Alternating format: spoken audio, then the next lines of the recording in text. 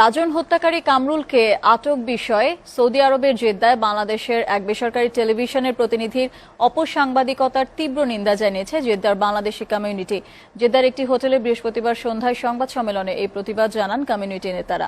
তাদের অভিযোগ, অনেক কষ্ট ও দীর্ঘ সময় পাহারা দিয়ে সৌদি প্রবাসী বাংলাদেশিরা রাজন হত্যাকাণ্ডের প্রধান আসামি কামরুলকে আটক করে, কিন্তু সাংবাদিক মাসুদ সেলিম প্রকৃত তথ্য প্রদানকারীদের নাম আড়াল ও মিথ্যাচার করে নিজেকে কামরুল আটকের নায়ক সাজিয়ে গণমাধ্যমে সংবাদ প্রচার করেছে।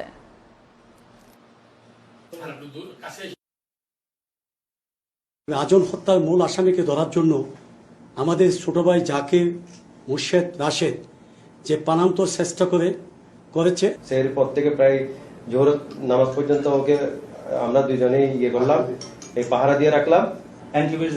মাসুদ সেলিম সে নিচে কৃতিত্বটা নেওয়ার জন্য নিজের নাম সবসময় জাহির করতেছে। সে বলছে, মিডিয়া প্রচার করছে যে তার নেতৃত্বে ওই আসামিকে ধরছে। আসল নায়কদেরকে পাশ কাটিয়ে নিজেকে হিরো করার যে চেষ্টা, এই অপচেষ্টা আমরা তীব্র নিন্দা জানাচ্ছি।